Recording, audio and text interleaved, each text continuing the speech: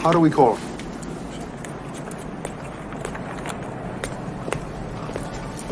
He gave us a signal.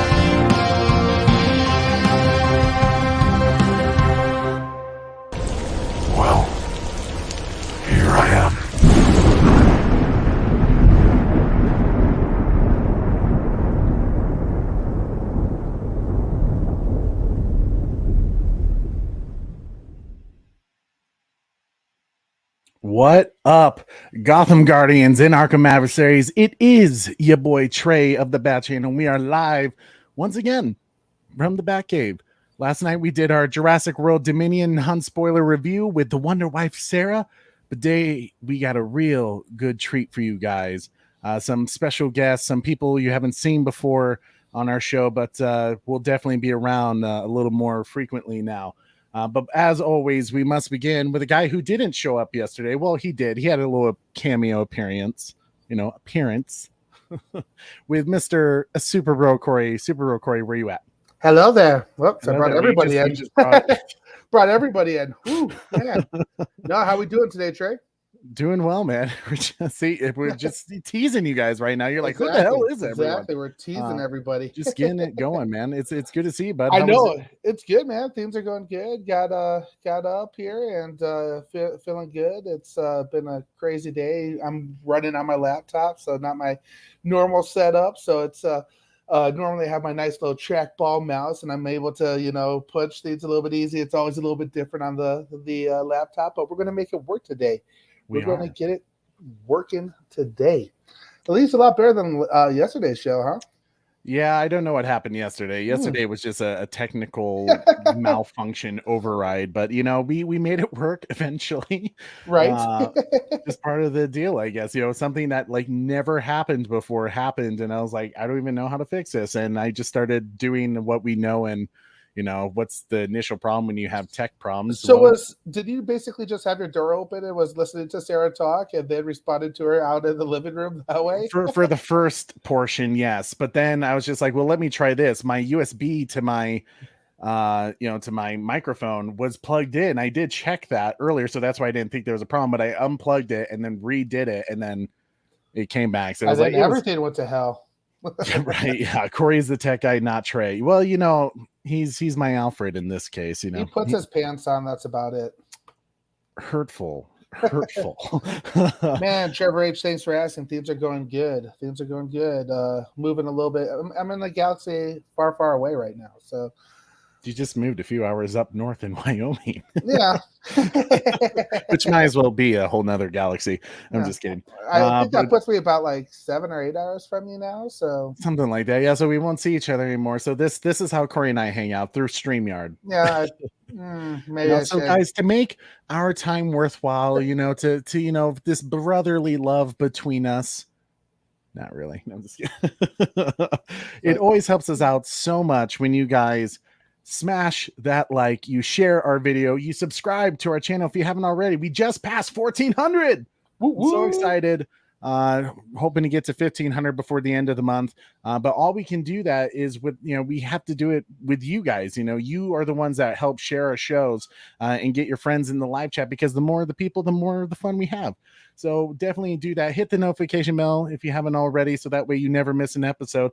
And if you feel like supporting us a little more, because the money just goes right back into the show, Super Chat goes a very, very long way. Super Bro Corey's a little pissed at me because I got rid of all the Top Gun Super Chats to make space for Jurassic World stuff. Yeah, it's Sorry. such bullshit, man. I even hit you with that last night. Let's see here. Yeah, Yeah. you actually did take them all out. I did take him all No, out. you liar! You could have gave me one. We have one still? Hmm. Which one is it? Tower, this is Ghost Rider requesting a flyby.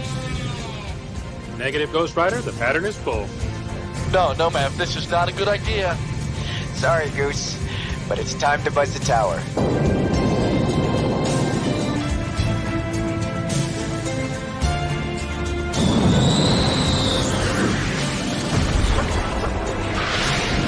Goddamn son of a bitch.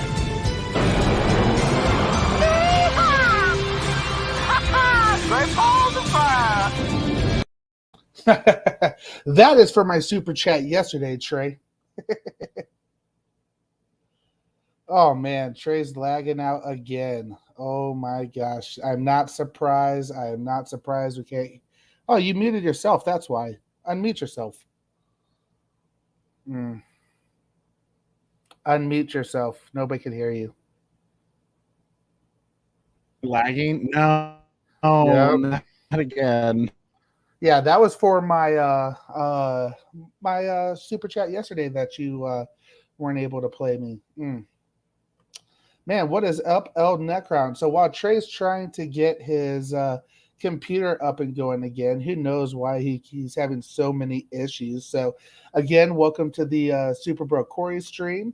Let's see who is out in the chat today. All right, we got Bat Fanatic. What is up, Bat Fanatic? We got Super Bat Mom. We got Ryan Swayze. We got Restore the Snyderverse guy. We got Orkin Beans. Orkin Beans. You may see him a little bit later. Oracle's Clock Tower. What's up, Trevor H. Bat Fanatic. I think I said already. Maybe not. Bat Dan coming in with the Somebody Save Me this morning. Beautiful, beautiful. The Butler. The Savage Bat is lurking. El Necron. I think I got just about everybody. But while Trey's back. Let's see. Better? Are we better? Oh, hey, your stuff's working. I was down for the Super Bro Corey stream, but we got Craig, comic book Craig movies out there as well. Good morning, guys. I enjoyed the past episode of Obi-Wan Lightsaber Epic. I just wish Disney would stop with trying to make us care about characters we don't know. Wade is to the point of that. And That's then interesting. Lucas Ironside, what is up, fam? So we got a great crew today, Trey. I think it's time to start bringing people in. You know, I couldn't agree more, Corey. I think it is a time. So, as always, guys, you remember our special guest that we had for the last show, Mr. Savage Bat himself. Let's bring him in. What up, Savage? How's it going, guys? Well, other than, once again, tech problems, I have no idea anymore when it comes to Wi-Fi. I've done a million different things. I've tested it when I don't stream, and it works. And then as soon as I hit live, it's like, anything goes at that point. But it's good to see you, Savage Bat. What do you got going on lately, man? Nothing. Just focusing on my channel and stuff. Coming up with all sorts of projects coming. Enjoying Obi-Wan Kenobi. That's good. That's good. Yeah. We'll definitely get into the new episode. I know you got some big things coming soon Time to get that you'll savage. talk about in the future. Which I'm excited to hear about eventually. But it's always good to see you, my man, Savage Bat. But today we also have another special guest that you guys have never seen before, other than if you joined us for our Halo game party, which was a total blast. But our boy, cousin, and just downright badass, Mr. Orkin Beans 14 himself. Hello. How are you guys? Oh, How's it going, buddy? good. I'm excellent. I'm very excited to be finally on the Bat channel. Hell, man, it's exciting just to have you here finally. Cody, I know with this being like your first, is this your first ever live stream on YouTube? Yeah, this will be my first YouTube live stream. My man! I'm normally just on Twitch, and then I usually just take my Twitch broadcast and I post that on YouTube. Sweet. All right. Well, guys, we have in their description below where you guys can subscribe to Orc and Beans and the Savage Bats channels. Just do it. It's amazing. I love watching Cody's gaming channel. I mean, he's a far better gamer than I am, for sure. I may or may not have carried you guys through a couple Halo games last time. No big deal. Yeah. You basically saved the team. Basically. You and Sir Zero Atlantis, Jason Kelly. What is up? He is in the chat today. Jason Kelly, my man. It's good to see you guys. If you haven't seen Zero Atlantis as well, he has a YouTube channel where he's starting to do some gaming as well. Definitely check out his show, Zero Atlantis. If you want to, brother, you can always put your link in the chat too, so people can find it, or you can just click on his profile. That's another way that you can do it. But YouTube virginity live stream loss. Yes, I'm glad we took it from you. Hey, no better. Hey, you always have to do it with someone you trust. So. Oh man, Cody, this is gonna be Well, class. before the end of the stream, I'm going to make you lose all trust and faith in me. So this is so he great. never comes back again. Just so he's like, yeah, guys, that was fun, but I think one and done that's what I say. I said that once. Orc and Beans, Batan is asking PS over Xbox. I think we know the answer already to this, but go ahead and tell him the truth. Big Xbox guy. Always been. I was a PlayStation 2 guy for a long time, and then actually it's you guys. You guys had the Xbox. I remember we would set that up in my old bedroom and play the old Xbox, and so you two are the reason I switched to Xbox. Boom. Oh, I didn't know that. That's I crazy. knew that. That's awesome, dude. El Necron says, good advice. Well, that's what Cody's all about. He's the smart one of the family. We listen to him. What he says goes. Cody, is so good to have you here, man. So we kind of learned a little bit from Savage Bat last week, but tell us about your Star Wars fandom, and you can even talk a little bit about your channel if you'd like, about some of the things you do there. Yeah, so this is right in my Star Wars era. I was a big I grew up on the prequels and stuff like that, and so seeing these guys, this is where I'm at. So I was always the Star Wars kid in the family, and so now I get to relive those dreams. I've kind of fallen out of Star Wars a little bit with the most recent movies. They just haven't entertained me as much as the prequels did. Surprise. But I will say Obi-Wan has definitely brought me back into my my Star Wars love. Okay. Out of curiosity, what are your thoughts on some of the Disney Plus things they're doing, like Mandalorian and the Book of Boba? I loved Mandalorian big time. I haven't watched Boba yet, but I thought the Mandalorian was great. I'm definitely enjoying Obi-Wan now, even though it's basically the Mandalorian but with a human child this time. So I wish we would kind of get away from that plot story, but I am very much enjoying some of the stuff that Disney Plus is doing, and it makes it so easy. They have everything in timeline order. I'm starting to watch through in timeline order. I just started watching the Clone Wars for the first time. Nice. I'm like 5 episodes in. I'm digging it. So I'm really enjoying it.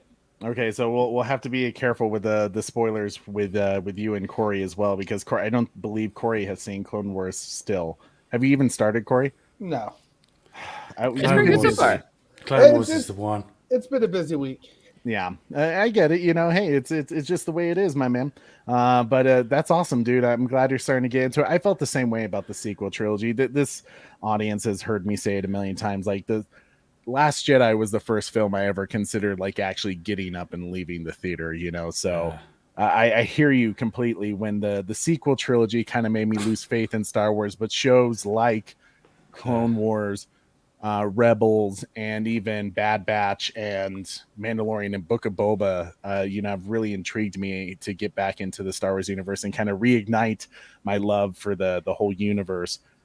So I hear you, man. That's really, really cool. This is gonna be exciting to have you and David on here, especially Corey, as he's starting to get back into the Star Wars lore again. But hashtag Restore to Snyderverse guy coming in hot with that $5 super chat saying, welcome Orc and Beans 14. Dude, that's nice of you. Just to welcome him in. I expect my kickback after the show, Trey. Appreciate it. A little kickback. Yep. Yeah. Sounds good. I think YouTube gives me $2.14 from that. So that'll send right to you for a little, I don't know, a Attaboy. McDonald's dollar menu burger. Yeah, boy, that's all I need. I'll buy you lunch. Corey, can you play by man? Hashtag restoring Sniper's guy. A little love for that $5 super chat. Hello there. Hello there. Oh, I love it. So guys, as we did, for the Halo season finale game party, we are going to do a Star Wars one as well for Obi-Wan Kenobi. So on the season finale, that's Saturday after the season finale, because we're going to continue doing these shows on Saturday. We're going to do our June 25th Obi-Wan Kenobi season finale game party celebration on Star Wars Battlefront 2 with hosting the channel Orc and Beans 14. He'll be running that through his Twitch, and Corey and I will be joining his show, just having a damn good time playing some Star Wars. I will be fully honest, I don't play the heroes mode, like where you just are Jedis or villains, stuff like that. I'm very much just clone troopers because I suck at the heroes mode. It's not like the old Battlefront 2 where I was good at that. Corey and I played that recently. Makes sense because Batman is hero support, so you would pick a support role. I've always been a clone trooper guy, dude. I've always been like Commandos is my jam. Bro. I was playing recently to try to get some of the audio settings because last time we played, the way I had it set up, you two were very quiet compared to me, and so I think I figured it out so that you guys can be a little closer to me on levels, so that it sounds like we're all together playing. Cool. But I played recently, and there is a game mode where it's like you and your friends play, and you're playing against like kind of bots, but then not so much like they're bots. Yes. And so that's a blast. That's really fun. You're just protecting your points, or you're trying to take points, and then as you take them, you move farther along in the map. That's a blast. I feel like that's probably what I need to get back in and warm myself up again with Battlefront, because like when it first came out, I hit it hard. I was like playing it every day for like 3 months straight, and then I don't know, I think something else came out that I was like, okay, I'm gonna play that nonstop. And then obviously Corey and I have been playing Halo quite a bit lately, trying to get back into it. But that's awesome, dude. I cannot wait for this. It was such a good time with Cody and also Jason Kelly, who joined us with Zero Atlantis, and our boy Skywalker the Jedi was kicking ass in Halo. So I can't imagine, this is probably going to be just as fun. So I can't wait. And hopefully our boy David can join us, because I think you said your mom has an Xbox that you can borrow. Well, I could just go over there and play it from there on something. I was trying to sort something out. I can't 100%, but yeah, I could probably make that happen. I can't wait. That'll be exciting. And no matter what, we'll just play on the side, just having a good time. We don't even have to stream it. But I'm super excited for that. So June 25th at 7 p.m. Eastern, I'm going to be setting up an event later today after our show ends, so that way you guys can accept the invites. Corey, do you have our gamer tags that people can hit us up on? I'm still a daily infinite player. Oh man, look at you. You're killing it. Yes. So hit us up at Titans Valor 12. So Titans space Valor 12. That's my gamer tag. Send us your invites now, so that way, and let us know in a little message like, hey, send your friend request from TBC, which is the Bat channel. So that way I know it's not like a spam thing, because I weirdly get spammed a lot of friend requests from like people I have no idea who they are. They look like bots.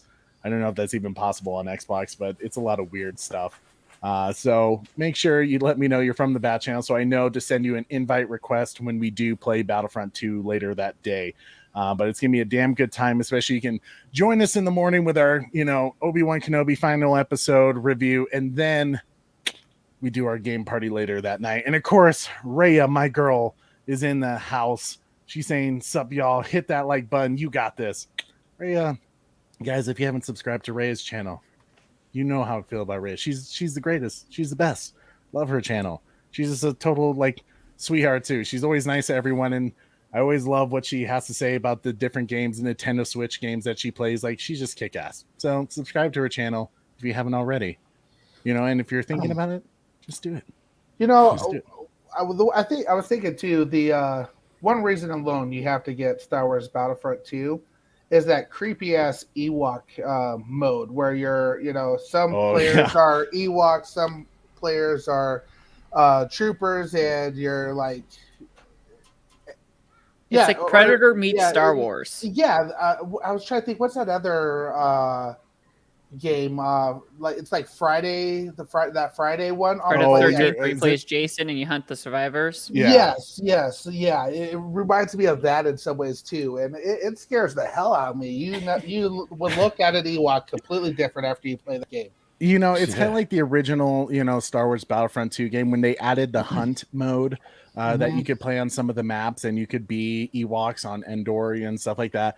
You were like, oh man, that'd be really cool if they can incorporate that in the new game. And when they did it through that version, it was like, you know what? We can't take this back now. Like this went in a direction I did not expect. I shouldn't be afraid of cuddly little teddy bears, but I am now. I'm worried every time I turn off the lights that one's going to poke me. Oh man. But guys, are you ready to begin our Star Wars review? We always do a recap before, but are you guys ready to get started here? You know this, man. Definitely. Let's do it. Okay, Corey, so as you know, this is now spoiler warning alert. So if you have not seen episode 3 or 4, you are in spoiler territory. This is your final warning. It's not just a signal. It's a warning.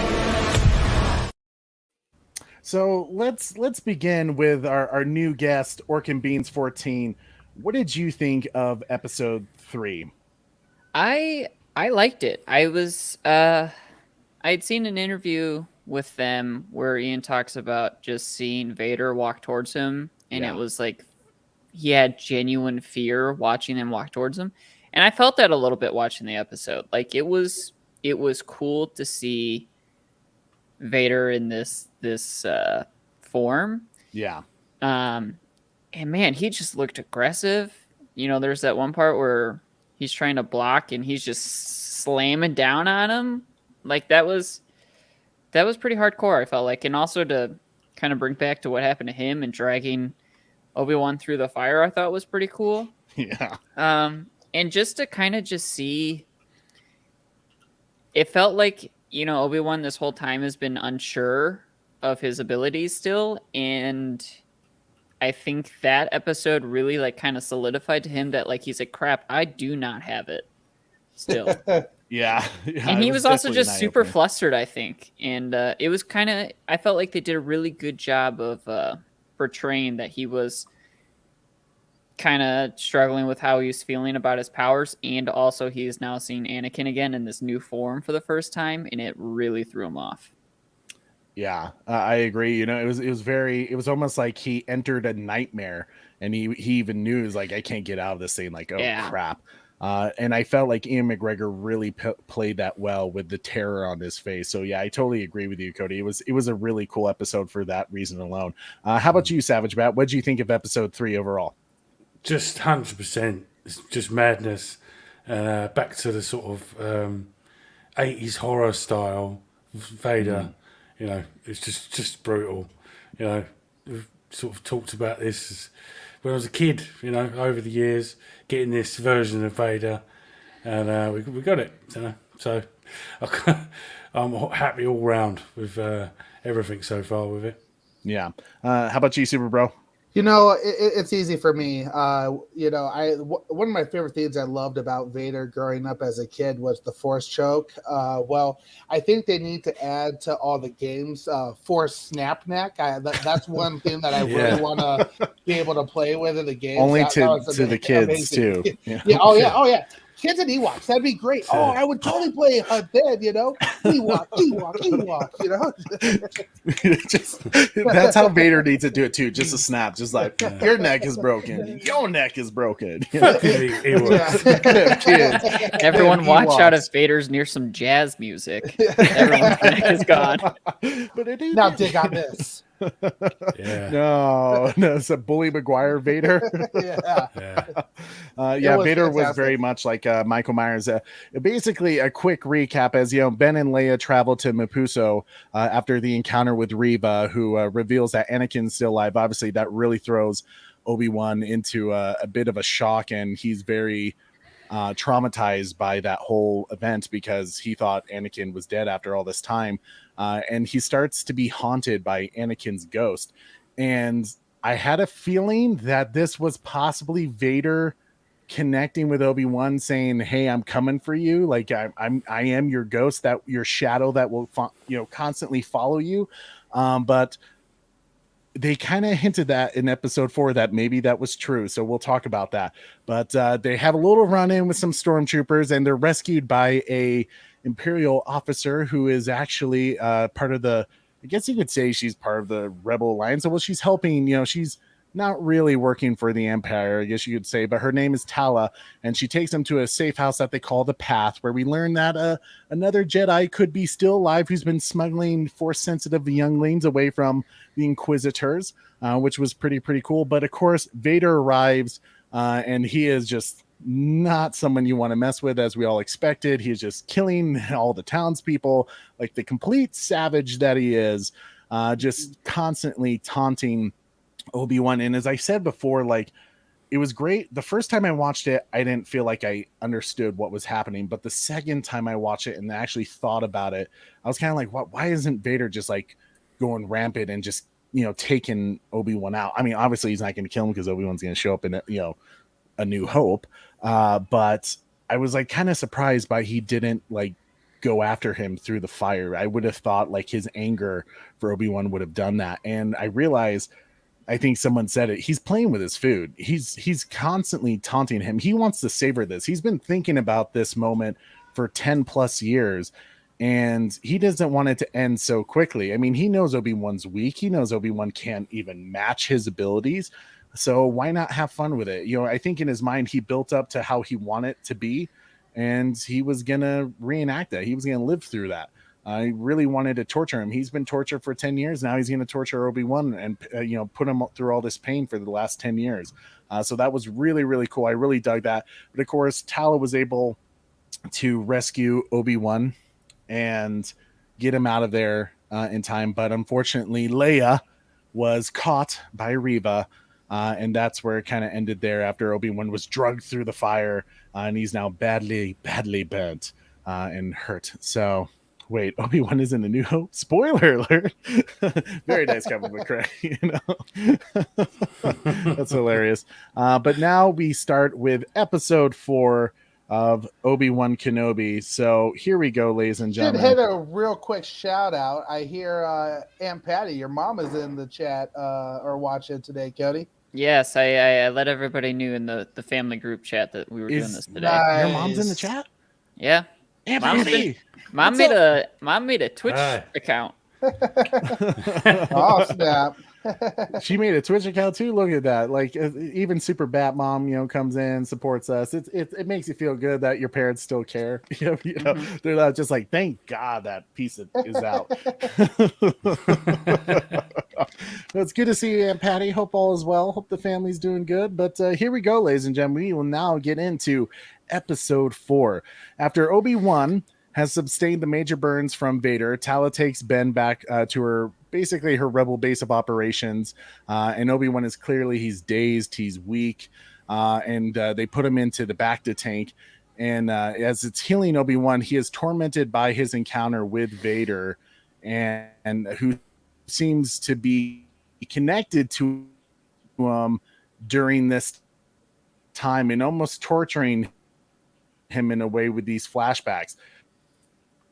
Out of curiosity, guys, now that we've seen throughout kind of the different Star Wars shows, like, we didn't really get like a flash. Do you think that was a mistake? Do you think this was a time to give us a flashback? Let's start with Orc and Beans. No, I thought it was cool. I thought just kind of seeing the two in like somewhat of a similar situation, it just...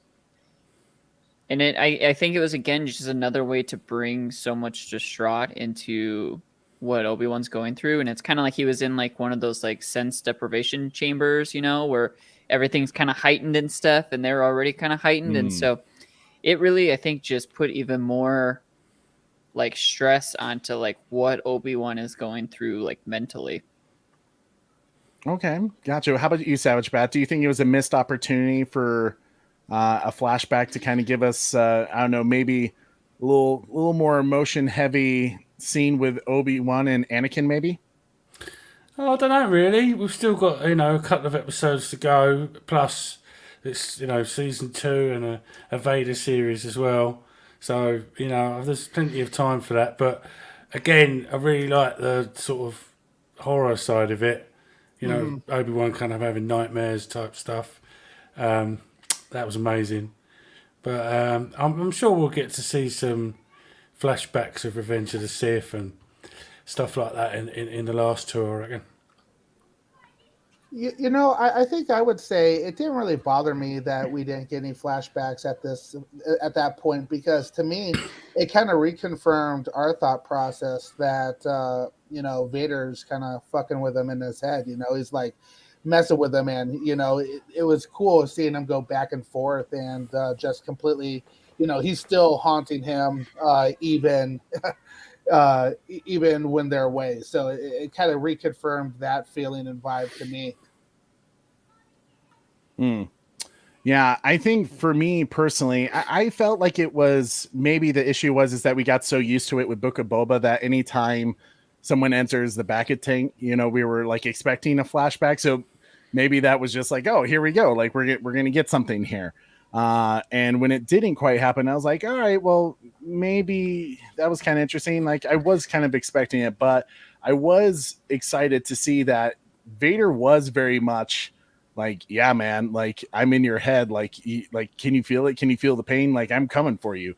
So it very much shows that he was, maybe he was kind of torturing him in the previous episode, was showing that Anakin ghost, letting him know that I'm on my way. So I do dig that about Obi-Wan and Vader, that they have that connection, and it makes sense that they would, but I'm excited to see them go a little more into that. But as course, as Obi-Wan is overwhelmed, what's this, Corey? Yeah, Vader living rent free in Obi's head. That's exactly what's been. Well said, El Necrod. Yeah, absolutely. Yeah, Vader's definitely living rent free in Obi's head, which is great. And of course, as Cody mentioned, with that interview with Ian McGregor, Darth Vader, actually runs chills up to his spine, especially seeing Hayden Christensen for the first time. And I feel like Ian McGregor has done a phenomenal job with portraying that terror, that real terror. And as he's overwhelmed with that terror, Ben surfaces from the Bacta tank where Tala awaits and tells him he needs time to heal not only his body and the burns that he has sustained, but his mind. And of course, Obi-Wan is a man on a mission, and he's wondering where Leia is, which we get to meet a new character, Corey. O'Shea Jackson, who is Ice Cube's son. He's been in some phenomenal films. No shit, that's Ice Cube's son? Yeah. Dude, he was also in Godzilla King of the Monsters. I did not know he was Ice Cube's son. He's the one that plays Ice Cube in the NWA movie. Yes. That was Ice Cube's son too? Yeah. What did you think? Ice Cube just came back to play himself? I was like, man, whoever they picked was phenomenal. He looks exactly like him. It looks exactly like him. That's because it's from his own nutsack. Yeah, they picked a guy with his own genes. West Side Connect. Oh my God. Corey, please, no gang signs. I'm just kidding. Throw him up. Anyways, he plays a character called Roken, and even though we have no background really of this character, immediately for the few lines that he had, I really felt connected to his character. He talked about, obviously Obi-Wan is needing his help to find where they've taken Leia, and, kind of Obi-Wan being, I guess you'd say, almost impatient, kind of like, yeah, man, like this isn't a request. We need to find her. And I loved that he was kind of like, dude, I get how you feel right now. Like the Inquisitors took my wife, and just that simple moment, I was kind of like, oh, wow, man, like here we go again, a little heavy into it. And I really liked the scene. But as Roken informs them that Leia has been taken to one of the Nur moons of the Mustafar system, Fortress Inquisitoris, which we've seen in the Jedi Fallen Order game.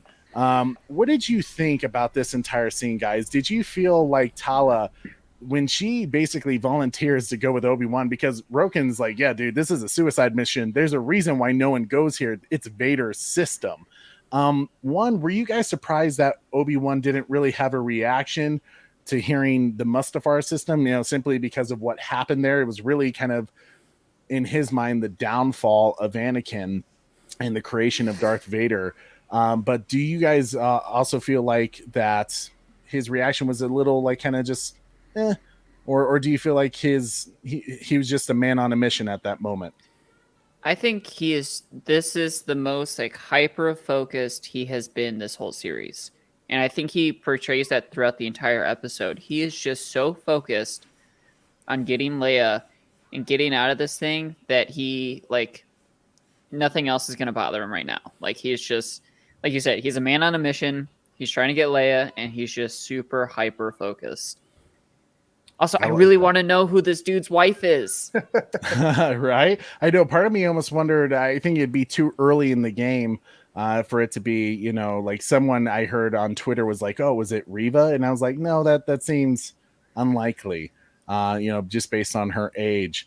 But her female, you know, whoever his wife is, could be an interesting character if they ever decide to go into her, if she's still alive. How about you, Savage Bat? What do you think about this whole plan and that Tala is she's just putting her life on the line for a little girl that she doesn't even really know?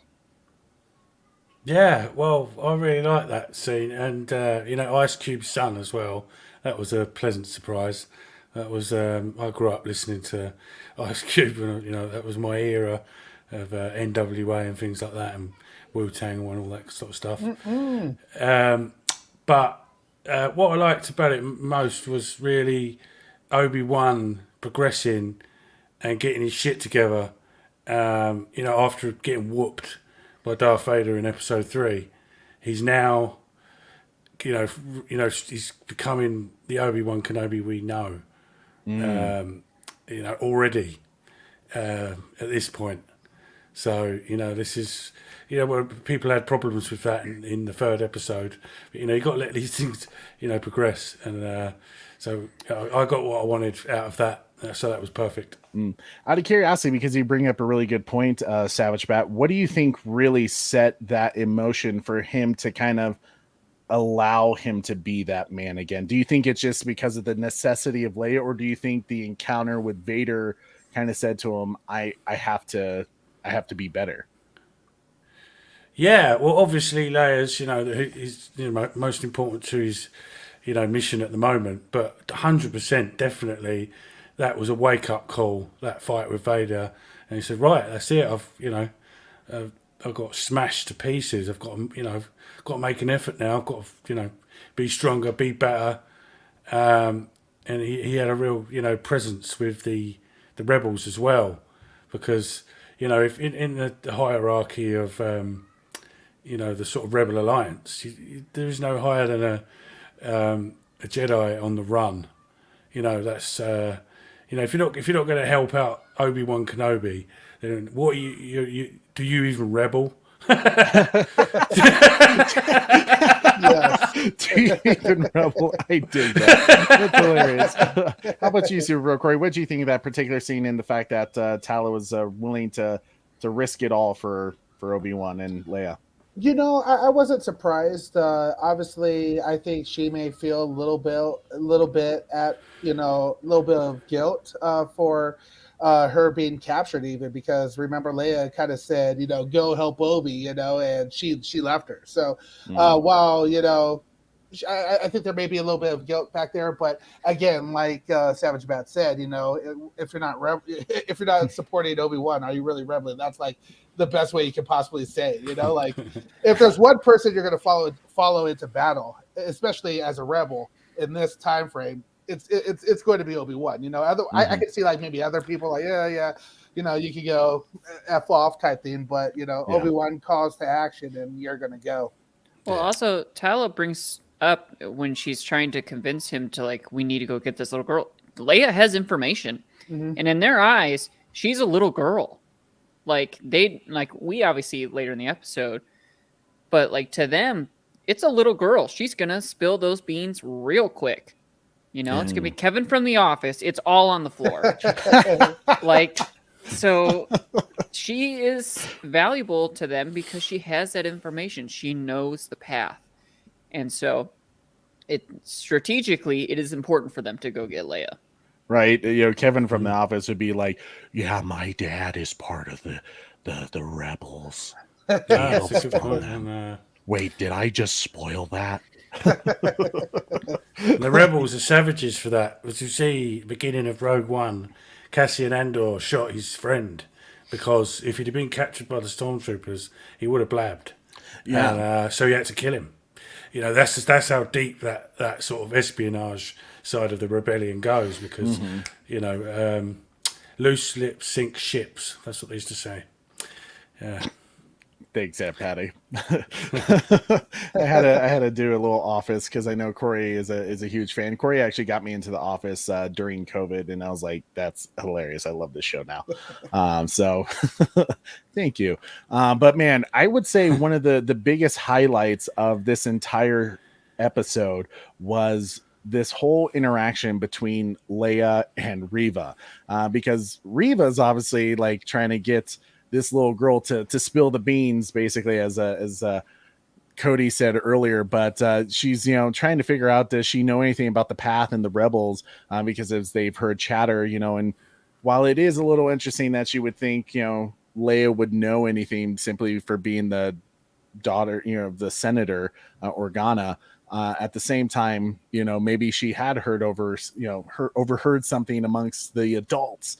But I love that Reva is like constantly trying to manipulate her by, saying, "Oh, well, Ben is dead. Obi-Wan is, killed by Darth Vader, and that the rebels don't care about, like really trying to play into the little girl innocence that Reva would expect from that age." But as we'll come soon to learn, Leia's not your typical child. But I love when Tala arrives in her Imperial officer uniform. She is stopped by a security guard. And I love that he's just like, "Dude, you're not even in the same system anymore. Like, what are you doing here? I can't let you through." And she's really fast to think, quick to think, with like, "Dude, do you really want me to let the Inquisitor know that you're not letting me through with classified information? Like, open that damn door." What's the password? Intimidation. Welcome on in. Yeah. Password intimidation, which is great. I loved that scene so much because I think Tala is kind of a underlying dark horse character here, where she's just written very well, and I really dig it, of how she's going about it. But of course, her mission is to get to the computers to open up the sea door for Kenobi, which we get a little Easter egg of the former oxygen breather that we saw in Phantom Menace, and I believe even in Revenge of the Sith. So that was kind of cool to see that again. Yeah, that was cool. Yeah. And plus, I love this whole kind of sequence that we kind of get through of Obi-Wan kind of being stealth. It kind of felt like the video games. I guess you guys could say. I think we've done this in Fallen Order. I think you could do it in Jedi Academy, where you could also like trick a stormtrooper to be like, "Hey, like let's go this way because we heard a noise," and stuff like that. You could use your force abilities like that, and it was very, very kind of cool to see that as well. But of course, as Obi-Wan is working his way through the fortress, he needs Tala to cause a distraction eventually. But there was this one particular scene before that I really want to talk to you guys about, and that is Reva trying to use the Force to read Leia's mind, but she is unable to. What did you guys think of that scene? I feel like Leia has been the best part of the show so far. She's just so headstrong, literally, at this point. But I just think it proves that like she's not just your average little girl, and I think it's that moment is going to make Reva even more pissed because she can't even get information from a little girl, and so I wonder if it's going to drive her to do even more extreme things. Yeah, how about you, Savage Bat? What do you think of this scene? Well, yeah, she's great, little Leia. It's turned out to be a surprise bonus to the whole show, really, in my eyes. But yeah, with Obi-Wan and Reva, and obviously it's Darth Vader's daughter, and at this point no one knows. and she's obviously got a little bit of strength going on there from being a Skywalker. But who knows? That could lead to Reva finding out more. I don't know. But there could be some connection there. But yeah. Interesting. Yeah, no, that's a good point too. Yeah, I actually really liked the scene. It was kind of funny because in that kind of interrogation chamber, she was like the more mature one too. So she was like the one who was keeping her calm, keeping her cool the entire time. You know, she's trying to get under her head, and she's just going along like a freaking champ she is. Like it's amazing to me how intelligent and how witty she is at that age. And like I said, or like Orchid Beat said, it's been a pleasure in this show for me as well, especially coming from Halo with a certain Kwanha. It's nice to see how intelligent, she is. It's been great personally. Well, she's even got that part where I don't know if it's in this first one or in the second one, where she's like, okay, fine, I'll tell you where they are, but I got to talk to my dad first. Like, Yeah. she even is trying to bargain at this point. It was impressive. It was really quick thinking on her part too. Like it's almost like part of her attitude, like, I'm not an idiot, but I'm going to basically say you're an idiot. Like, yeah, let me call my dad. Just like such a great scene, because I think, as someone said, like, yeah, she's just this little witty little thing that I just love, even that, as Reva's trying to get into her mind and is struggling really for the first time that we've seen in this entire show. And she's like, what are we doing? A staring contest here? And overall, and I know I'm going to kind of jump a little bit ahead here. To me, Leia is really a key player in this show. Is kind of what I noticed after watching this episode. She's a key player, in my opinion, to help Obi reconnect with the Force. Obviously Obi senses the Force.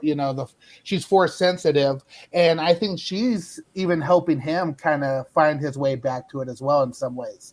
Yeah. It's been super fun and interesting to watch. Yeah, I mean, she really, we've said it before and we'll continue to say it, as El Necron has said, the kid is so good. Yeah, this actress, definitely. What an incredible, daunting task to do, to be like, hey, we want you to play one of the most beloved characters in cinema history, but you're going to play the very little kid version of that. So you don't really have a ton to go off of other than, this is what she becomes eventually. And the fact that this girl's like, I got this, like, nailed this in the acting, that she's so sassy and kind of witty and just completely challenging, like, those who are definitely stronger and bigger than her. And that's very much a Leia thing to do. And I love that Reva, I'm almost kind of surprised Reva didn't have a reaction of, if she's resisting my, basically my mind probing, is she Force sensitive? Is she incredibly strong with the Force? And therefore I'm going to keep her. I thought about that, but I think she is so focused on one thing that she's clouded in some way. She's blinded by the other missions. Yeah, sure. Her drive to find Obi, her drive to find the rest of the Jedis is blinded by the fact that there's a Force sensitive, being sitting there right next to her, schooling her. You will let me call my father. Yeah. That's funny. Well, actually, Corey, speaking of that, while you bring it up, Reva does mention that the Jedis took something from her. What do you guys think that is? Orkin Beans, let's start with you first, my man. I have no idea. No clue at all. I cannot figure her out. I am on the team of, she is probably one of the students that you see in that opening scene. I am on team that. My thing with her is, I'm wondering if maybe she was, searching for help for the Jedi and they let her down, and that's why she's coming after them, or something. There's got to be something that I haven't seen quite yet, and I'm actually happy that I haven't seen it yet. I don't want it to be a thing where, like, episode 2, I already know what her problem is, And so I am glad that we're on episode 4 now, and I still haven't figured her out yet, but I honestly have no idea. Do you feel like it was maybe a missed opportunity for maybe Leia? Because I mean, as we've kind of seen Leia with her, I think it was her cousin in the first episode, she is able to kind of read minds herself and kind of pick apart, people's ambitions and kind of, get into their heads a little bit. Do you think this would have been a moment to maybe Leia be like back at her, like, oh, this is what you're after? I think... Honestly, I think they're just trying to drag it out longer, which I'm fine with. Okay. Like, I don't want all of the big reveals to be when there's just still 2 episodes left. Especially if like they're gonna do another season of this. Like they need to keep giving us some little teaser of something so that when we do finally get the big reveal, either next episode or 6, it has like a payoff to it. I feel like doing it this early, even though we're 4 episodes in, is a waste. How about you, Savage Rat? What do you think? I think with Reva, if it is her in that clip at the beginning, the little girl in the Jedi temple, just what sprung to mind was what they took from her was, we know there's such a fine line between the Jedi and the Sith, as the Emperor explains to Anakin in Revenge of the Sith. They basically go and kidnap kids themselves, the Jedi do, from their families. Mm-hmm. So perhaps that's what she meant. They took my life from me, went to my home, took me away from my parents, and then Order 66 kicked off. Yeah. So I lost everyone, and it's all the Jedi's fucking fault. Yeah, that's a wonderful point. You guys are better at this than I am. You better detectives. No, I mean, and that's part of it, right? Is like you can either like really try to like dive in deep with it, or it's okay to be like the general audience where they're leading you on this story to reveal when they want it revealed of what she's after. But I think that is a very good point, Savage Bad, that it could very well simply be. I think someone even said it, just kind of like what Obi-Wan Kenobi teased, in a previous episode where he's like, yeah, they took me away from my brother, and my family, and then the Jedi became my family. And just like Savage Bat said, like she had a family, the Jedi took her away. Just as she's starting to get used to her new family, Order 66 happens, that's gone, it's taking a shit. And maybe when she thought someone like Obi-Wan was going to save her from the Inquisitors, they let her down. They left her behind. Turn up. Absolutely. And I think that's kind of where my head was going too, especially after just watching Halo and the Spartans, being taken from their family. That plot line is what it originally got me thinking. But yes, if you think about it too, obviously she was a young child, and I think we're right on that she is that kid from that first episode, the flashback of Order 66 going on. So not only was she taken away from her family, like you said, Savage Bat, Order 66 happened, so it was a complete shit show. And then obviously being reintroduced to Vader with and becoming an Inquisitor, who knows better than anybody than how the Jedi wasn't necessarily the purest council ever. They did some shady stuff in some ways. They the one person who could really manipulate people, that the Order was incredibly bad, is Vader. He's the best person to talk about how horrible and all the shitty stuff that they did. So yeah, they are a major letdown. Yeah, and I think it's also important to Reva's character, like this, like for anyone who said Reva wasn't like well written, I think this episode showcased a little bit something different. I think it showcased complexity and some levels and some layers to her character, because she revealed things without revealing them, which was great, because we got the Jedi took something from me, but then she says to Leia, you can save yourself. Like, don't worry about like anyone else coming to help you. And I felt like she was basically speaking from experience right there. You can save yourself. You don't need anyone else around you. Like, you can do this. Like, you can take charge of your life and, survive. which is basically her character. You know, she's has survived through the torturing that, you know, the Inquisitors did to force sensitive Padawans, you know, and she has rise through the ranks to be one of the most, you know, valuable members of the Inquisitors, you know, to the point where she has Vader's ear, you know, and his trust, I guess you could say, in a way. So kind of interesting, little bit of piece by piece, we're starting to put things together. And that's why I say anyone who thought Reva was a stupid character in episode 1, I think that's because you just weren't willing to see the story unfold, because it was clearly going to unfold. They were setting it up. She became an obvious character in that first one, that there was a bigger story there. Absolutely. Yeah. And I don't want to jump into it too much right away right now yet, but she's always been a few steps ahead as well. So it makes, you know, some of our theories, especially after watching this episode, even more feel like we're on the right track.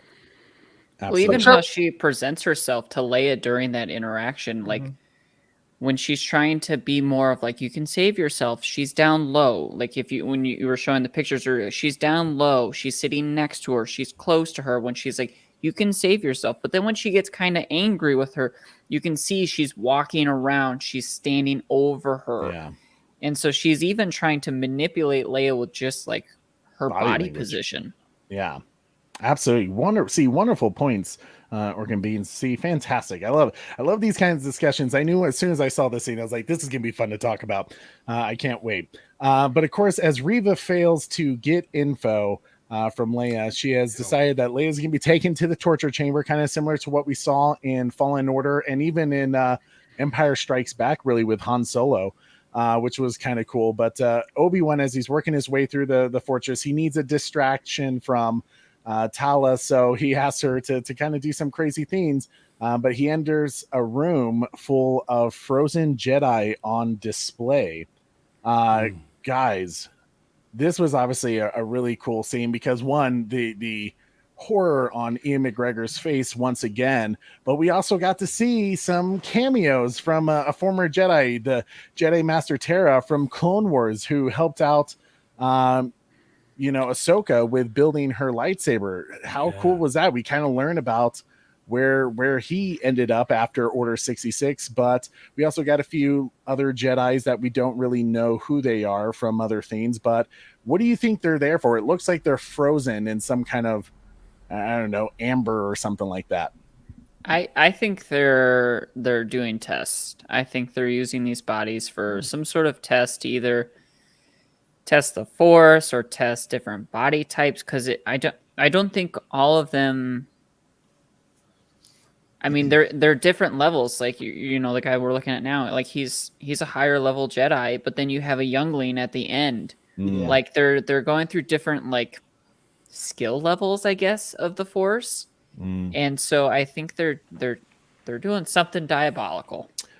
So, out of curiosity, do any of you think that it's just a trophy case, or do you think it's Emperor? I know, Cody, you kind of said that they're doing experiments with them. Do you think it has anything to do with the cloning process that Grogu was part of with Mandalorian? That's exactly what I thought. Yeah.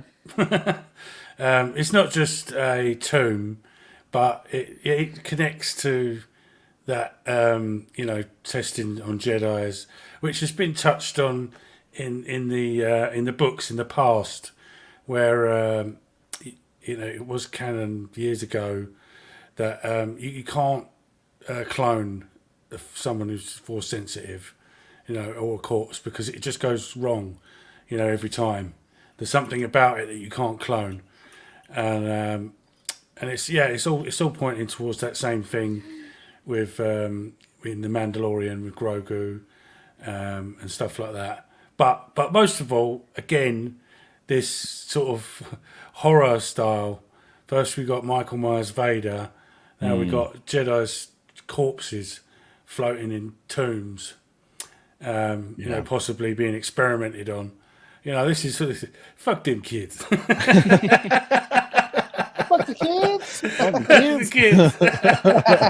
Yeah. So I was actually wondering about that. The youngling one was super interesting for me to see, and I obviously, since I was moving, I didn't have a chance to kind of compare it side by side. But I was wondering if one of those younglings from the very first episode with Reva, if that was one of the kids that maybe, got into the little trophy case as well. So That's a great theory, Corey. It's Possibly. certainly possible. I mean, it is kind of funny that they kept his helmet on. They're like, yeah, you can leave that shit on. We're this just is a gonna lovely keep room it. of death. This is a lovely room of death. But yeah, it was a really, really cool scene. And of course, Obi-Wan is hearing the screams of Leia begging for help, for someone to come and save her. And this is where he has Tala come in and create a distraction by having Reva basically saying like, hey, I have an important message for you. Like we have to talk right away to grab her attention as Obi-Wan's about to go in and do some shit, which I really, really dug that scene. But before we get to that, there was basically Reva could kind of tell there was some lies going on between, Tala, and I loved that she kind of did like a triple agent kind of thing, Corey, like from Indiana Jones, Kingdom of Crystal Skull. Like, Yes. wait, so you're a triple agent? Yeah. She's like, no, basically I'm a spy for the rebels to get their trust to help you, but actually I'm also against you. Yeah. Out of curiosity, when she tells Reva that there is a Jedi on another system, do you think she actually gave up true information? It felt like, it didn't feel like a lie almost. It felt like it was a acceptable loss, I guess you could say. Do you guys think she actually gave up true information about the location of a Jedi? First of all, the staging of that room is cool because you got all the lightsabers in the background on that, like kind of like a display of like, hey, look at who all we've killed and stuff like that. Yeah. I could see her possibly giving true information in the sense of like she's worried that like Riva will see through it. But I feel like if she did give away true information, she is giving away the information of someone that she truly thinks can handle themselves. Like, I don't think she's, giving away the location of some younglings. Like, if she's giving away the true information, it's to someone that's a badass that's going to be able to take care of themselves. Yeah. Yeah. How about you, Savage Bat? Yeah, same thing, really. I suppose. Yeah, I don't know. I don't know really. That's fair. I guess I will ask you this: for someone who does know how to mind probe people, and read into their thoughts, she does that whole line. I don't know if you're lying to me or for me, but we'll see. And basically, he's going to have her tortured, and arrested. Why not just mind probe her there and figure it out? Yeah, well, we don't really know where the line's drawn with that. Whether just basically strong-willed people, even non-sensitive people, can stand up to that. Especially from Reva, who I'm presuming is kind of not a full-blown sort of evil Jedi, dark Jedi yet. She's still trying to earn Vader's trust and stuff like that. So perhaps it's just only works on the weak-minded, maybe. Interesting. And Yeah. because maybe she was so witty that she was like, she could tell like this one's a smart one. Yeah. Well, and I also thought that, we've kind of thrown around this theory that maybe she's not necessarily on the Sith side. So when they're joking about the you're a double agent, triple agent, type thing, it almost made me wonder if this was a little, kind of foresight, into us finding out that she's a little bit more too. It kind of opened me up more to that being a possibility as well. So if it does, amazing. If it doesn't, it's still kind of a cool. It was very interesting to me. She also just failed mind probing a child, so her confidence is kind of low. She's like, yeah, I'm not feeling that. Like, I've lost my ability in the Force. But guys, we get this really cool, dope ass scene with Obi-Wan. That was personally, I just loved how they shot it. How it was in the dark. It kind of Absolutely reminded me of glorious. scene from Force Awakens, I believe. Kind of similar situation, but it's this dark room, red lights, and then you get this blue lightsaber that just shows up and then wipes out a stormtrooper and turns off. Just very cool stealth tactics from Obi-Wan Kenobi. Trey, Comic Book Craig Movies, that asked a little earlier. He said this is the first time we have seen stormtroopers getting cut down by a lightsaber, but why didn't they show limbs coming off, especially when in the previous episode of a trooper get cut in half? So I thought that was an interesting question. I mean, that's a great question. The only thing I can think of is Disney, but we, like you said, we did see a little bit of that last episode. But I mean, I don't know. When it comes to the Jedis, I think they try to make them look as innocent as possible, so if it's not like a whole entire leg being chopped off, they're okay with arms and hands and stuff like that. They're cool with that. Like, that's I think okay. it's an Obi-Wan thing that like he doesn't have the violence in him to cut someone in half. Yeah. He knows where he can hit someone and kill them, but not he doesn't need to mangle somebody's body to kill him. Damn. Unless you're Darth Maul. Right. Unless you're Darth Maul. He's like, that guy, he killed my master. He was He just killed his master, so he's a yeah. That's Yeah. dude, that was a great point and a great. I think he just settled. I'm totally dark side. I thought when I play those games, I want to see chunks flying off. Corey be the Wookiee pulling arms off a Gundam. Exactly. Let the Wookiee win. Right, yeah, let the Wookiee win. Oh man, but it was such a great scene with the lightsaber shots. But of course, a seeker drone spots him and sounds the alarm and gathers Reva's attention. She starts taking his troops and has Tala escorted by some stormtroopers, which stormtroopers in this show especially are practically worthless. I mean, really, you have to. What? Somebody said it. Yes, Al Necron said qualification for a stormtrooper is breathing. Okay, they breathe and they have a heartbeat. They are good to go. It really is quite maddening at some points with the stormtroopers because it's like, granted, why the Emperor had stormtroopers because rather than clones, because it was a way to control the galaxy by having different systems, children a part of the stormtroopers rather than clones they can just keep creating. But man, you really have to, especially after this episode, you really have to wonder if that was worth it, if that was worth the control rather than having stormtroopers who could imprison entire planets. Because the fact that they have this woman, that they're, escorting to a prison cell, basically, and she's just able to grab the helmet, knock them out, basically completely wipe them out. And of course, Obi-Wan is starting to figure it out again. He's starting to get his Force abilities. He's rocking the lightsaber, killing them all. But one thing that was super cool, I don't know if you guys noticed this.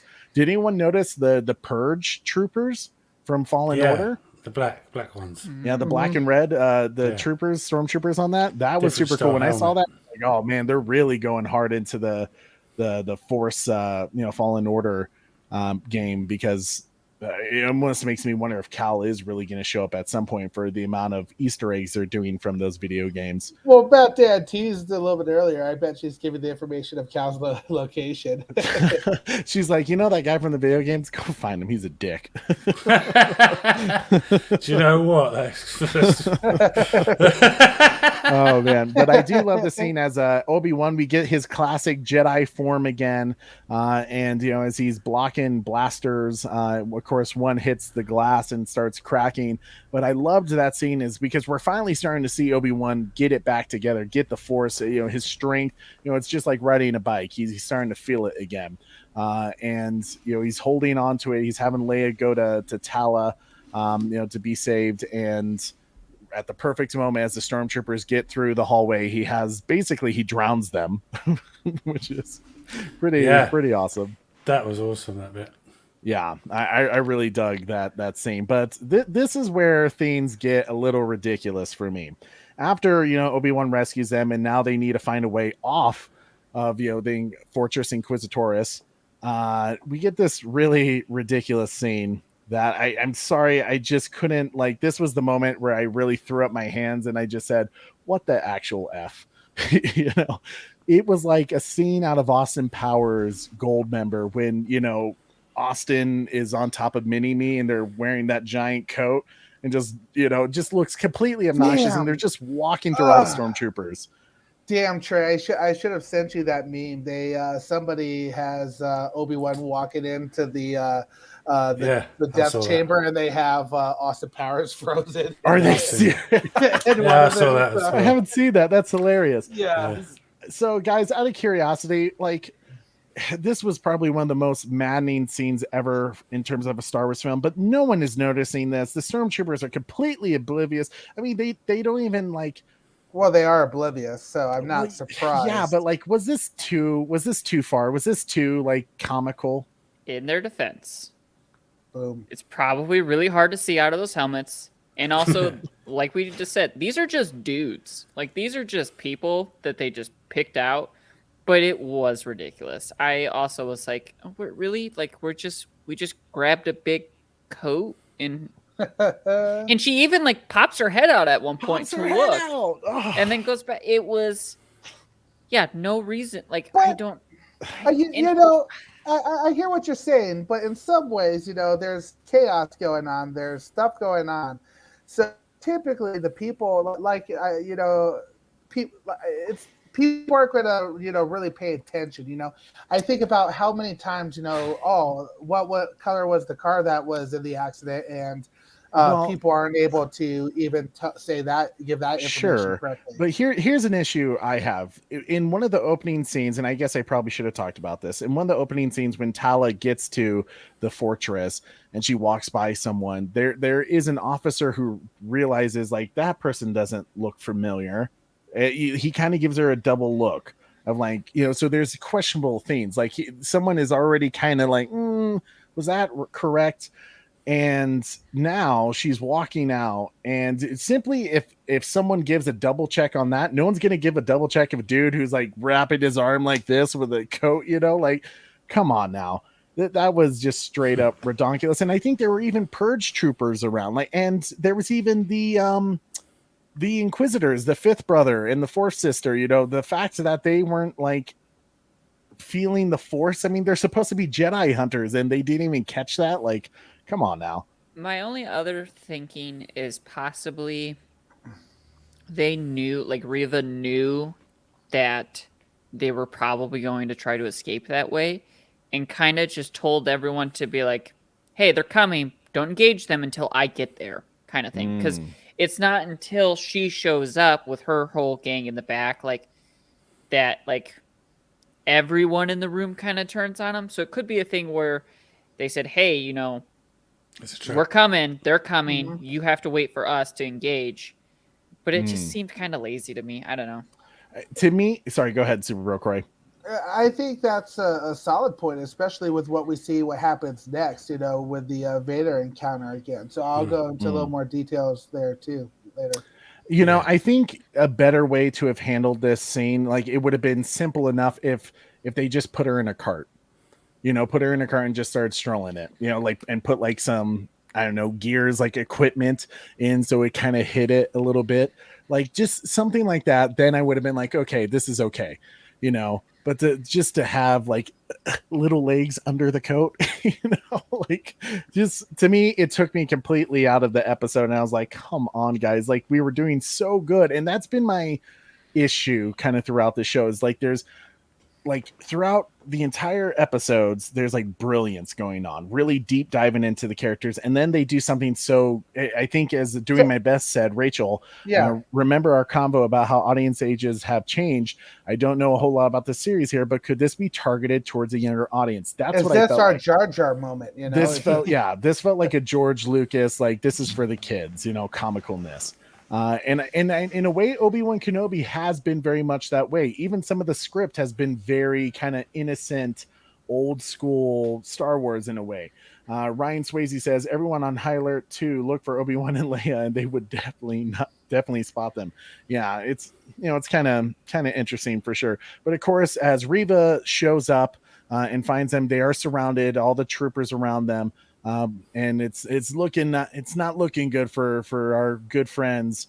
And all of a sudden, the T4 speeders that we see from the planet Hoth and Empire Strikes Back coming in save the day. But not without loss, as Rebel Wade saves Ben and Leia, and Tala are able to escape. Reva, being the badass that she is, she's not going to let them go. R.I.P. Yeah, right. She's not going to let them go without some casualties. What did you guys think of this particular scene? I thought it was very interesting that they really focused on Wade. Yeah, I don't know what that was about. I guess it was maybe a way to try to, like,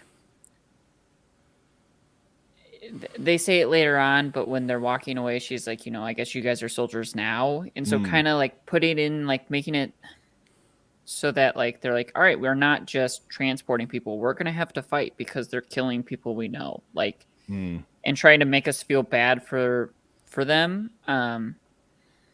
But it I almost just felt thought like a overall birth it was of weird. the rebellion in a way, kind of like this is how people become part of the Rebel Alliance is casualties. They're smuggling, trying to do the right thing, smuggling people to safety from the Empire, and they lost someone today, and it was really, you could kind of figure, is maybe the first time they lost someone really close, and it hit them heavy. And I do like that line where she's like, you're soldiers now, because you know what casualties in war looks like. And I felt like it was just to give us sympathy more by saying his name instead of like unknown soldier 1 died. Now it's, this guy Wade died. So it just adds a little more emphasis to his death that we know his name. Do you feel like it was accepted? Like, do you feel like the writing of that, of using his name so prominent and so quickly, did it work for you? Did you feel sad about it, or was it just kind of like, this guy died, we don't really know who he was, but it was nice that he saved our people? Probably because we're just so desensitized to it now that like people die all the time in movies and TV shows, and so it's like, it's just another guy.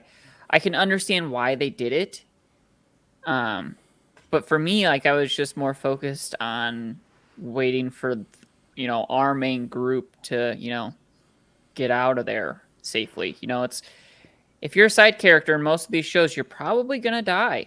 He wasn't a main character. It was a guy that we knew for 30 seconds, and then he died. Hashtag red shirts. Was he wearing a red shirt? No, it would have been orange, I guess. But he wasn't in a Rebel uniform. No. How about you, Savage Bat? Do you think they spent too long or too much emphasis with Wade's character for knowing him so little? No, I thought they put a good point across, sort of birth of the rebellion kind of thing, and the realization that this is not a game. We're all good. Everyone is likely going to get killed. If you're going to be a part of this, it's no joke. The Empire will, won't just kill you; they do terrible things to you as well. And it's. I thought it just kind of just pointed out the importance of, being a rebel is very dangerous. How about you, Super Corey? Yeah, kind of what everybody else said. This is part of the game, and every time one goes down, it may encourage another person to join the fight. So Definitely. It's just part of the game. Yeah.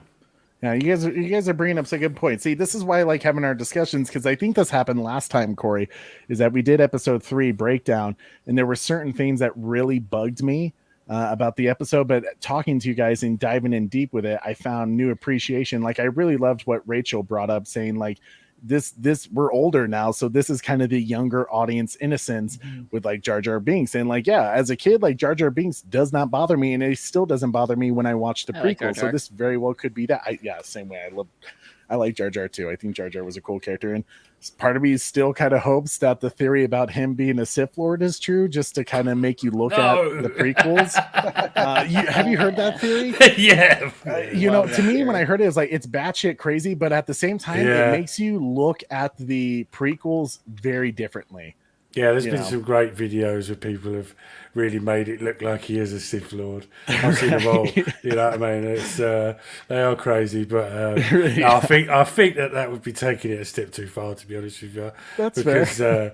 I know, like Emperor Palpatine sort of, plays him, himself, Sheev Palpatine, and then the Emperor is another character, but Jar Jar Binks, I just can't, can't see it.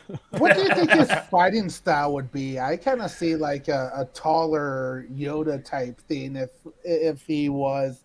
But what do you think he'd have? Maybe like Brazilian jiu-jitsu. I see rolling around on the floor, like spinning it around and cutting everyone's legs off. A bit like Kill Bill does at the end of Kill Bill 1, where she spins around on the floor and cuts their legs off. Jar Jar probably do stupid shit like that, which you just get you killed in a real fight. I want him double lightsabers, just drunken style, basically stumbling around just like everybody else. All right. Follow-up question. Does he hold a lightsaber with his tongue as well? So he like flickers it around. That could be one of Why the not? good Good point. If he drops one, he's just when he's the eating greatest that Jedi fruit. we've never seen. He snatches that fruit in episode 1. He's pretty He has a quick with that lightsaber tongue ring going on. Yeah. Handy if they knock it out of his hand as well. He can grab it with his tongue and then. This tangent has gone off so quickly. Oh man, well, Corey, go ahead and bring up our next slide, please, sir. Yes, sir. Crazy thing is Darth Jar Jar actually makes sense. I think it could be kind of cool, but it's one of those scenes that's like Pandora's box. Once you open it, you can't go back. No. But of course, Vader, these prisoners got into the Inquisitor Fortress. They also escaped from the Inquisitor Fortress, probably one of the most strongholds the Empire has. And of course, Vader's gonna be super pissed. I was a little taken back by how pissed he was, because to me, it almost seemed like they confirmed that maybe he didn't go through the fire because he couldn't, in a way. Like it was just kind of weird for him to kind of be angry that they got away, rather than it would seem to me that this would be no big deal to him. Like, okay, yeah, I just get to hunt Obi-Wan some more and torture him a little bit.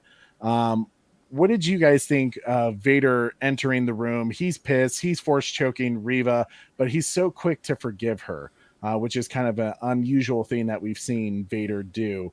But in this case, there's kind of a reason to the story, but I almost feel like in some cases, Vader maybe wouldn't have allowed the chance to answer. I'll jump in real quick. I think this starts to show the fact that she's one step ahead of everything. And even before, like, he's expecting, he's dealing with incompetence all the time, having to choke out. Surrounded by assholes. Choking out admirals left and right, choking out stormtroopers. And here he thinks he's going to have to choke out Reva. But once again, she's another one step ahead, even on him. In some ways, it seemed like she had a plan to go even further. So it makes, again, it's incredible to me. She's either a fantastic, Inquisitor, or she's going to turn out to have some ties to be that double agent like we thought, because she has really planned this out quite a bit and quite well, with the tracker. She almost knows the Jedi's better than, which makes sense, right? Yeah, she knows protocol, and I guess one thing I really want to see, I do want to see a flashback of Reva when she became an Inquisitor, and how that process came in. I'd like to dive a little deep into that, because if she was working with the Jedis a little bit more, after Order 66, does she know some of the protocol even then? I know people are hating on her. I'm finding her character to be super interesting. Same as well, and that scene would be cool as well if it was, everyone's dead in the Jedi Temple, and it was actually Anakin that put his hand out to her before he became Darth Vader, and said, "Come with me, I'll help you." This would explain why Reva knows Anakin is Darth Vader, and maybe Oh, why he man, was that's a resistant to great kill point. her so quickly, like he normally would. Yeah, because he's got sort of something going on there with her. But I think for me, it just backing it up a little bit. Obi-Wan's lightsaber scenes were all incredible. That whole bit was brilliant. But when you first see Vader come on screen, and he's like stomping, like he's walking into a boxing ring, like he's gonna smash someone out. He's going like, right, that is it. I thought that was fucking brilliant. And then picks her up with the Force and stuff like that. But yeah, no, that was fucking awesome to see that, because Darth Vader's the boss. You know this. Yeah. I think it's just one of those things where anytime Vader shows up, I love that Star Wars just handles it still in the way that, like, this is the most badass thing I need you've an ever seen. entire episode of just close-up shots of him walking. Like, I'll watch the 36 minutes of that. I'm in. Just the Yeah. loop, you know? I think God, the I'm reason hoping he's for a so quick to spin-off not of that. kill her. What's up, Corey? God, I'm hoping for a spin-off on that. Yeah. I think the reason why he's so quick to not kill her is, like, he told her, like, if you fail again, it's over with. And he was fully prepared to do that while he's walking down that hallway. But then when she drops the shell that, like, oh, I did this on purpose. Like, there's a tracker. And I think it was kind of like he was intrigued by her for doing that. And also it was like kind of that realization of like, oh, she did something that was unexpected. I'm curious by that. Let's see what other unexpected things she's willing to do, kind of thing. And so I think that was kind of why he was full gun-ho ready to kill that woman. And then it was like, oh, she did something that even I didn't see coming. All right, let's see where this goes. And that brings up a great point thought that too, was because if we saw in earlier episodes, it seemed like she was just so focused and so blinded just to get Obi-Wan, where now the fact that she let Obi-Wan She's growing. go, She's having an arc. Yeah.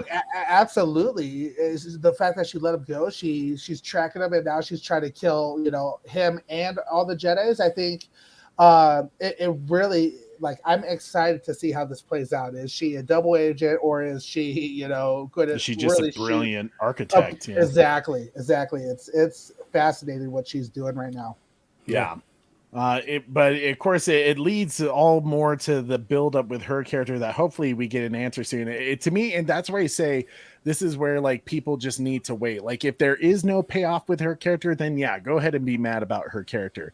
But I feel like because it's so obvious that there's something there, it's going to be revealed at some point. It makes sense. That's not even like great writing. That's just smart writing. So I think it's coming, and hopefully it comes in these next two episodes. But of course, as the episode ends, Obi-Wan and Leia rest easy on the ship as they appear to be out of the woods, but without sacrifice, right? Like with Wade being down. Of course, the group is hurt by losing someone who sacrificed to save their lives. But Lola, Leia's faithful droid, begins to blink red, knowing that the Empire are now tracking them. So that's where it ends right there. Crazy. We know it's going to blow up. I was personally, to kind of give like a quick overview of my thoughts on it, I was surprised by how action-packed this one was. How fast-paced. I was expecting, after the craziness we had in the previous episode, for them to kind of take it down, do some character building, kind of like what Corey and I saw from Halo. We had this big action sequence. Let's bring it back now and kind of reveal some hidden stories. Were you guys taken back that this wasn't a slower episode, that it was still very much like fast paced? I think it's gonna be fast paced the rest of the season, and also I think Lola's the Sith. She's the one that's really turning them over. But no, because you see Reva messing with Lola, and so I think the tracker is actually on Lola. Mm-hmm. Yeah. And so I think from now on it's just gonna be full speed, 100% all the way, because they don't have time to anymore. Mm-hmm. They had the first 3 episodes to build the characters and build what's the story and the plot and what's going on. And now I think they're just, we're in the last leg of the race. Like this is the kick. They're going for it. Yeah. And so I think the rest of the season is just going to be absolutely insane, fast paced. Okay. How about you, Savage Bat? What do you think? Well, I'm just loving everything so far, but the way they did that, because there's normally a pattern to Star Wars. You have a big sort of explosive episode, and then it's sort of a slower one next, and then and things like that. But I'd probably say that's probably right as well. That they're just going to do all out action, maybe. Sort of an averagey mid action episode for the next one, and then some. Revenge of the Sith, Darth Vader versus Obi-Wan, and some reveals as well. I wouldn't be surprised if some characters from, Rebels or something turns up. Clone Wars. But as well, this quite clearly isn't going to be 6 episodes. It's going to be 2 seasons, I think, and the Darth Vader series following on from that. So that's kind of like 3 seasons really of connected story. So there will be, of course, a big finale. Yeah, we kind of know what that's going to be already. Is Vader and Obi-Wan, but it's for me this is the greatest show this year, in my opinion. That's awesome, dude. Yeah, absolutely. I just enjoyed every minute of it. I think, I'm not surprised that this was a fast-paced episode, similar to what Cody said. We don't have very many episodes left, so they're going to try to push these through. Now, the thing that I'm super curious about is, obviously, we're going to have a season 2, and I don't know if you guys saw, but I saw somewhere scrolling through social media that they've modified episode 6 some to help with the season 2. Did you guys see that anywhere? It could have been one of those, I haven't heard about that, but non-trustworthy. That wouldn't surprise me one bit, though. Yeah, especially as Obi-Wan was just the highest streamed Disney Plus show ever. Yeah, things change when you get new, numbers like that. Things change behind the scenes. You've got to work accordingly with what's going on. Well, as I've said before, if Ian McGregor wants to do a cooking show on Tatooine as Obi-Wan, I'll watch it. I just love Ian McGregor as Obi-Wan Kenobi. He's my guy. Yeah. What were we saying, Super real Corey? Let's see here. I'll keep looking for that story that I saw, but okay. I think that we're gonna be kind of fast paced, but it makes me wonder if this next episode is going to be a little bit on the slower side. Now that they've reconnected with Leia again, the one thing that I really love about their relationship is she's in some ways for me, it seems like she's helping him get reconnected back to the Force. At what point are we going to see? Are we going to see him actually get connected to the Force truly again, and potentially see Qui-Gon or have that talk with Qui-Gon? So that's that could be the next episode. That's what I'm wondering. So it's interesting. We're kind of in this, they're escaping. Where are they going now? Are they going directly, back to take Leia home? What's going to be the thing that comes around this side? There's going to be what's going to be the plot? It's taking Leia home, and sort of a peaceful bit with Bail Organa and that family side of it, and Obi-Wan sort of going back off to do his own thing, connecting with Qui-Gon. That would make sense to be like that. And then that would be just right in time for Vader and Obi-Wan rematch. I think it could potentially, the next episode would possibly end with Qui-Gon becoming, the Force Ghost, seeing him, and that's where it Possibly, yeah. ends, and the Yeah. next episode starts with their conversation, because I feel like they're going to save Obi-Wan becoming his prime for the final episode to Yeah. go up against Darth Vader. He's And he's already getting there in this episode. He just needs his confidence. That hallway scene with the lightsaber and Very using cool. the Force on the glass to stop the water coming through. He's getting there. He's definitely getting there. And we talked about this from the start. That you've got to let these stories progress. That's my Absolutely. favorite. That's my favorite way of storytelling. And there's nothing when I read people online complaining about things like that. It's like, for God's sake, give it a chance. It hasn't even started yet. Yeah, exactly. I mean, really, it's only 6 episodes, and this was the shortest Yeah. episode. And in ways, there was some stuff to very much enjoy about it. Guys, as you all know, we like to do episode rating reviews. I believe my first episode was like 8.3. Episode 2, I didn't like as much. I was like a 7.9. And then episode 3, I think I bumped it up to like an 8.8. Where are you guys at for this final episode? Well, not final episode. This last episode, episode 4. Let's start with Orc and Beans, my man.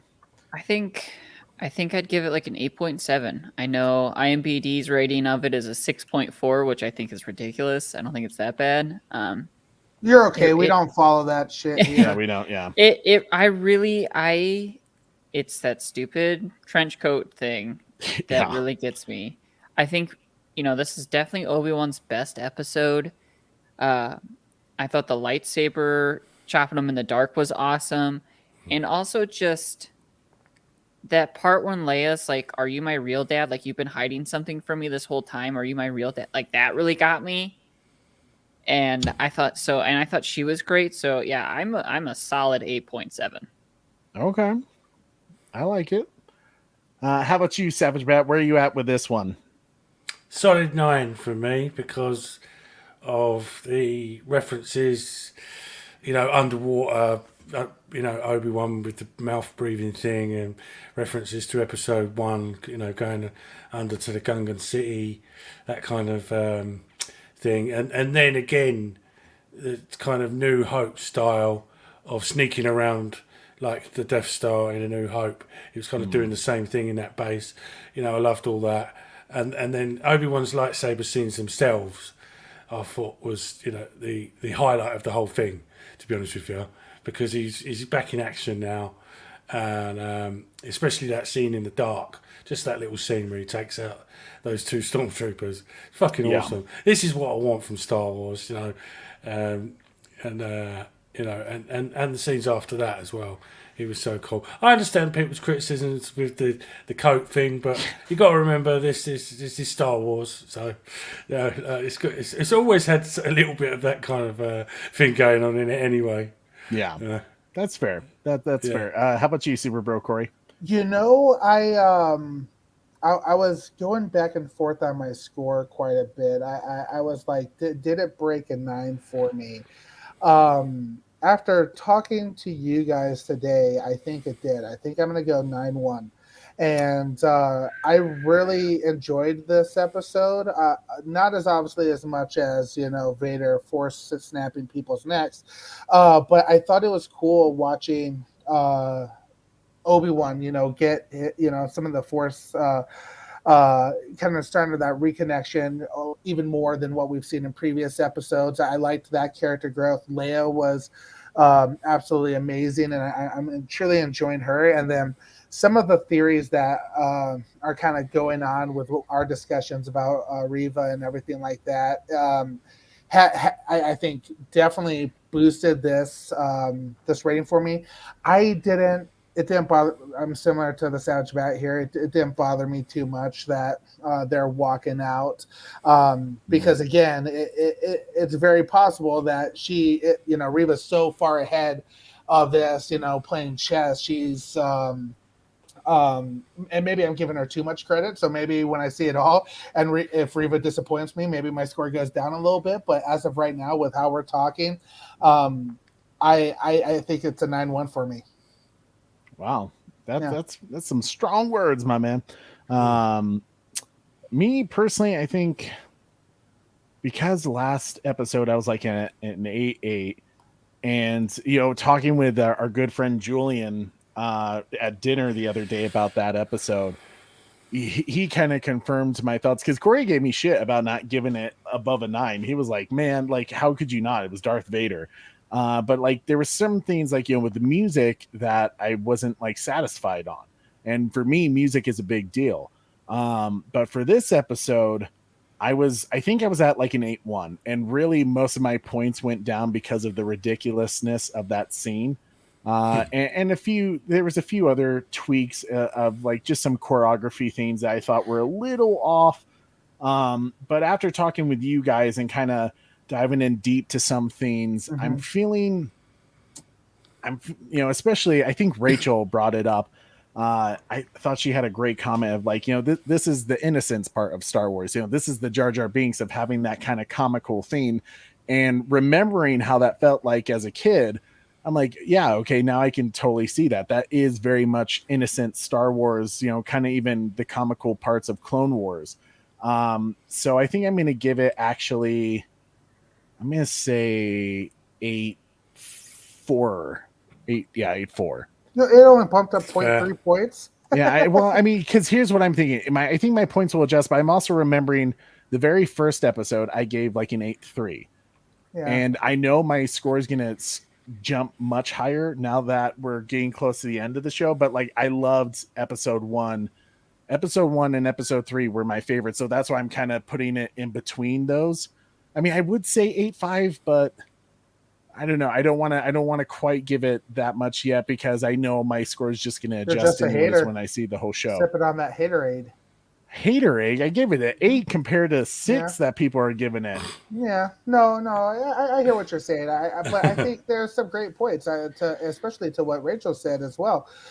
I think look what happened to The Walking Dead when Negan took over and was just bashing everybody's brains in. I loved it, but a lot of fans were steered away. So in some ways, if we were just watching Vader snap, kids' necks one after another and killing people the entire time, I'm sure David Savage Baden and I would probably be along for the ride. But if we're just watching Vader kill everybody, would that get old for people? I don't know. So. I don't think so. That would be one of the greatest scenes ever, I think. Could you watch a 6th episode of Vader just killing everything? Yeah. Well, perhaps probably. That's what the Vader series is going to be. God, I hope so.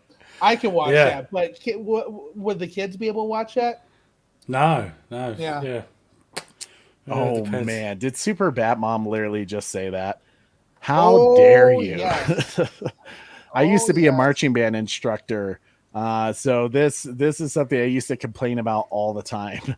But Trey, that sounds like marching band competition judges saving room for something better. Well, Super Bat Mom, that's how I feel. You can't deny that scene was a bit ridiculous, even if it was childlike innocence. Because I still like to refuse to believe that stormtroopers are just so terrible at everything. Especially, you would think they would have like the best of the best stormtroopers at Fortress Inquisitoris. Like, come on. Anyways. Hurtful. So guys, as we come down to the end of our show, our next Obi-Wan Kenobi episode 5 stream will be next Saturday, June 18th. But the episode comes out Wednesday, of course. So we'll definitely continue to do our breakdowns with our group here. We still need to come up with a name, boys. I'm still trying to figure it out. We'll come up with a cool stream name soon, maybe like Commandos or something. But hope to see you guys there. We'll set your reminders as soon as the show goes set up for you guys. But also, as always, don't forget our season finale game party celebration on Star Wars Battlefront 2. We're going to be doing it with Orc and Beans 14, my man Cody, on June 25th at, oh, whoops, I forgot to adjust that one. It's actually at 7 p.m. Eastern. See, well, I forgot to adjust that slide at 7 p.m. Eastern. Oh man, so definitely join us for that. Send us your invites to our gamer tags at Titans Space Valor 12 So Titans Valor 12 for Xbox, and let us know that you're from the Bat channel, or you can send it to Corey's gamer tag BigEC72. Definitely send us your invite. Let us know you're from the Bat channel, so that way we can just have a night of gaming like we did with Halo. We're going to do it all on Battlefront 2. We hope to see you guys there. And as always, thank you so much for hanging out with us, guys. It's been such a blast. As we kind of come down to the end, guys, my man Cody, Orkin Beans 14, let us know what you got going on. So I stream at Orkin Beans 14, obviously on Twitch. I also have a Twitter, same name, and I also have a TikTok, also same name. So I did great on branding to get the same username for everything. And honestly, I've had so much fun doing this. I probably am going to stream later tonight at 5 p.m. And I think I'm going to play some Battlefront. So much Star Wars has got me going. I think that's what I'm going to stream tonight. I dig it. That makes me happy. How about you, the Savage Bat? What do you got going on? Just working on new episodes. Got some special guests coming on. You know, I do my Facebook side of it. I don't really use... I use Facebook and Twitter.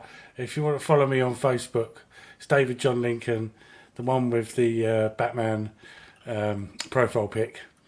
And Savage Bat 81 on Twitter as well. But yeah, I've just focusing on just doing my channel and working all these projects out. And time zones again with America and people in different states is a nightmare. But yeah, I've got some cool stuff coming up, so excited about that. No, that's good. And I tell you what, that Purple Valkyrie and Still show last week was fantastic as well. Really good. Yeah, that was kind of sort of that went really well, and you know that was just come out of the blue. That one that went really well. Really pleased with that. Yeah, absolutely. No, it was a good one. That's for sure. That was a cool show. Yeah. Had such a great time, everyone. This was wonderful. I agree. This was like so cool. Like I said, when Corey reached out to me and told me that our cousin was like really into Star Wars as well. Cody, I don't know why. I mean, we've hung out together. I just don't know why Star Wars didn't pop up into my brain that you were really into that. But when I heard it was that you were, I was like, shit, like, yeah, let's do a stream together. So dude, to have you on a show with us finally is freaking awesome. I loved doing our gaming Halo party with you because that was a blast as well. So I can't wait to do more with you, man, and to have you on the show some more. I appreciate it. So guys, definitely subscribe to Orkin Beans 14. Subscribe to the Savage Bat, because you know these people, I only hang out with cool people. So how should I restore the Snyderverse guy said the Bad Batch stream, which is interesting. I kind of dig that. It's kind of cool. We'll definitely think. I'm gonna run some ideas and kind of see what comes up. But I dig that. The Bad Batch is. See, even Trevor H is like, I dig that. Yeah. So we'll definitely. That's not a bad idea. We'll think about it though. I mean, we definitely. Who's the Omega of the group? Just kidding. Wonder Wife Sarah, maybe. No. But yeah, we'll have to think about that. But guys, thank you so much for hanging out with us today. I am your host, Trey. You can put it at me? Okay. And I'm Super Bro Corey. With the Savage Bat, the motherfucking Batman. and there we go. And Orkin Beans 14. Don't forget to tune in weekly, folks. Same bat time. Same bat channel. See you later, guys. Have a good night. Have a good one, everybody. Yes, yeah. Oh, I lost it. There it is.